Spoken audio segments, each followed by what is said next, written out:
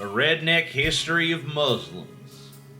The false religion of Islam was started back in 1666 by Osama bin Laden after he stubbed his toe on a cross and blamed Jesus. The tenets of Islam are as follows. 1. Women have to wear beekeeper suits because bees love to attack Muslim women. 2. No drinking. This is because Budweiser refused to become an official sponsor of Islam. 3. Kill all Americans. This is because they hate our freedom. And 4. The most important rule of Islam is you have to drink your own father's sperm. Sorry, I'm a bit confused. What on earth do you look so grossed out for? There's nothing wrong with drinking your dad's sperm. This is because Islam is seriously fucked up in the head. In every Muslim's life, they must make a pilgrimage to Mecca Godzilla to pray to the moon or something. No one really knows. Now, the September 11th controlled demolition of the Twin Towers was orchestrated by a Black Kenyan Muslim whose name you might recognize, Barack Hussein Obama. This was the first phase of his nefarious plan to steal the presidency of the United States and turn our country into a Muslim caliphate. What's a caliphate, you may ask? I don't know. I think it's a kind of sweater. Probably like the ones that rapist Bill Cosby wears. Oh yeah. Look at that. That definitely looks like some kind of caliphate to me. Islam is not without its good points.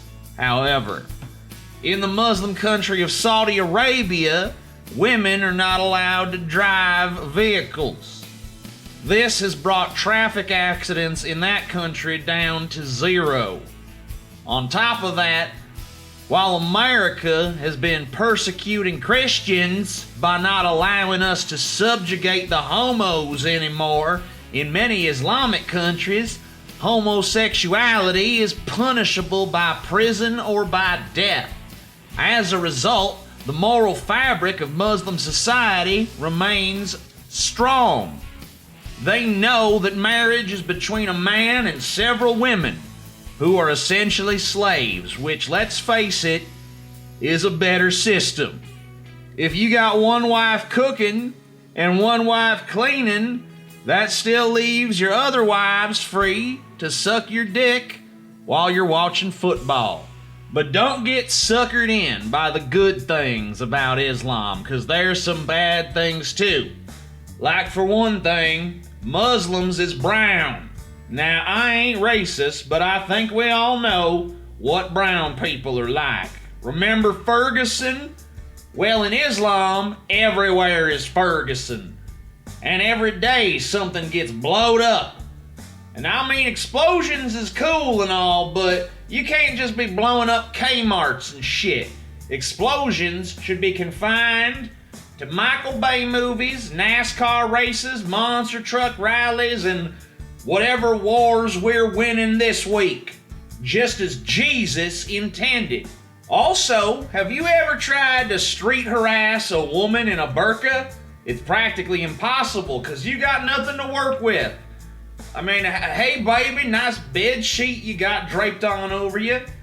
It's the same problem you have meeting girls at a Klan rally, and we all know how that goes.